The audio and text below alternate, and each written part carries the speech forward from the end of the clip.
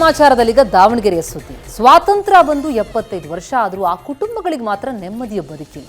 ದಾವಣಗೆರೆ ಜಿಲ್ಲೆ ತ್ಯಾವಣಿಗೆಯ ಕೆರೆ ದಡದಲ್ಲೇ 80 ಕುಟುಂಬಗಳು ಬದುಕು ಸಾಗಿಸ್ತಾ ಇವೆ. ಕೆರೆ ದಂಡೆಯಲ್ಲೇ ಬದುಕು ಕಳೀತಾ ಇರುವಂತಹ ಈ ಕುಟುಂಬಗಳಿಗೆ ಇವತ್ತಿಗೂ ಶಾಶ್ವತ ನೆಲೆ ಅನ್ನೋದಿಲ್ಲ. ಕೆರೆ ದಂಡೆಯಲ್ಲೇ ಆತಂಕದಲ್ಲೇ ಈ ಕುಟುಂಬಗಳು ವಾಸ ಮಾಡಿವೆ. ಮಳೆಗಾಲದಲ್ಲಿ ಆ ಕೆರೆ ನೀರಿನಿಂದ ಬದುಕು ಕೊಚ್ಚಿ ಹೋಗುವಂತಹ ಆತಂಕ ಅವರನ್ನ ಕಾಡುತ್ತೆ. ಕೆರೆ ದಂಡೆಯಲ್ಲೇ ಈಗಾಗಲೇ 3 ಕಳೆದುಕೊಂಡಿದ್ದಾರೆ ಜನ. Aadhaar card, PAN card, voter ID ಎಲ್ಲ ಇದೆ. ಶಾಶ್ವತ ಸೂರನ್ನ ಕಲ್ಪಿಸ್ಕೊಡಿ ಅಂತ ಬೇಡ್ಕೊಂಡ್ರು ಕೂಡ ಅವರ ಕೋರಿಕೆಯನ್ನ, ಮನವಿಯನ್ನ, ಅಳಲನ್ನ ಕೇಳೋರು ಯಾರು? ಎಲೆಕ್ಷನ್ ಟೈಮಲ್ಲಿ ಸೂರು ಕೊಡುವಂತಹ ಭರವಸೆಯನ್ನ ನೀಡ್ತಾರೆ, ನಂತರ ನಾಯಕರು ನಾಪತ್ತೆ. ದೃಶ್ಯಗಳನ್ನು ನೋಡ್ತಾ ಇದ್ದೀವಿ. ಕಣ್ಣಿದ್ದು ಕುರುಡಾಗಿದ್ದಾರೆ ತ್ಯಾವಣಿಗೆ ಗ್ರಾಮ ಪಂಚಾಯತ್ನ ಅಧಿಕಾರಿಗಳು.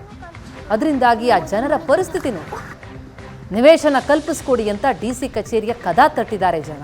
ಪ್ರಯೋಜನ ಆಗಿದೆ.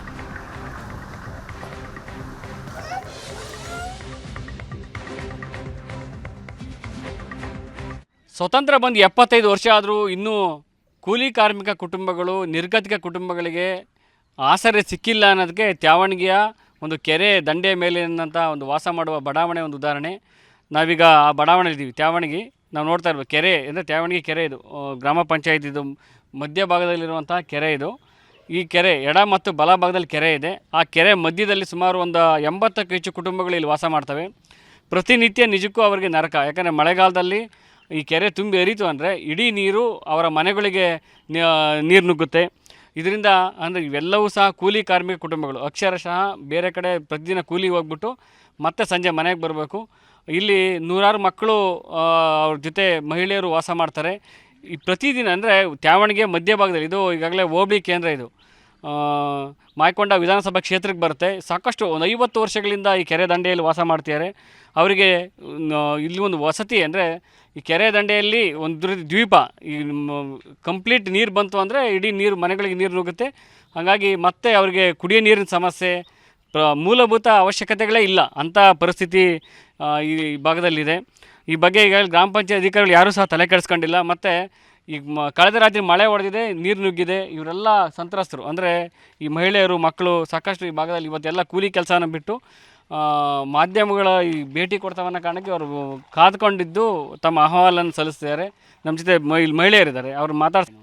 ಭಾಳ ಇದಕ್ಕೆ ಸಹ ಮಕ್ಕಳು ಮರಿ ಜೀವನ ಮಾಡೋಂಗಿಲ್ಲ. ನಾವು ಬಿಟ್ಟು ಕೂಲಿ ಹೋಗಿರ್ತವೆ. ಈ ಮಕ್ಕಳು ಮನೆಗಿರ್ತವೆ.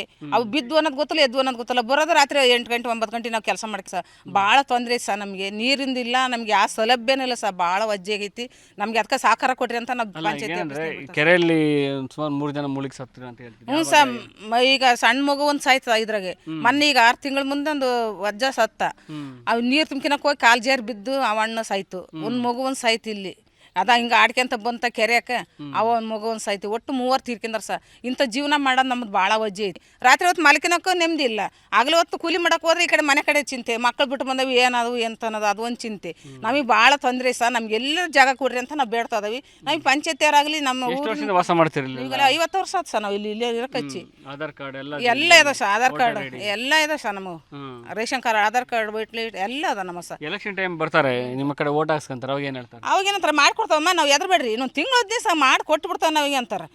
ಮತ್ತು ಬಿಡು ಮಾಡ್ಕೊಡ್ತಾರೆ ಅನ್ನೋದು ಓಟ್ರು. ಮತ್ತು ಓಟ್ ಹಾಕೋದು ಈಗ ಬಿಡಂಗಿಲ್ಲ ಸರ್. ಓಟ್ ಇಟ್ಕೊಂಡು ಒಂದೇ ಸತ್ರು ಒಂದೇ. ನಾವು ನಿಜಕ್ಕೂ ಇವ್ರ ಸಮಸ್ಯೆಗೆ ಒಂದು ಪರಿಹಾರ ಬೇಕಿದೆ. ಯಾಕಂದ್ರೆ 2 ಕೆರೆ ಮಧ್ಯೆ ಇಡೀ ಕುಟುಂಬಗಳು ವಾಸ ಮಾಡ್ತಿರೋದ್ರಿಂದ ಆದಷ್ಟು ಬೇಗ ಸರ್ಕಾರ, ಜಿಲ್ಲಾಧಿಕಾರಿಗಳು ಮತ್ತು ಜಿಲ್ಲಾ ಪಂಚಾಯತ್ CEO ಇವರ ಸಮಸ್ಯೆಗೆ ಇನ್ನಾದರೂ ಸಹ ಒಂದು ಮುಕ್ತಿಯನ್ನು ಕಾಣಬೇಕಾಗಿದೆ. ದಾವಣಗೆರೆ ಕ್ಯಾಮ್ರಾ ಪರ್ಸನ್ ಕಿಣಕುಮುತ್ತೆ ವರದರಾಜ್, ಏಷ್ಯಾನೆಟ್ ಸುವರ್ಣ.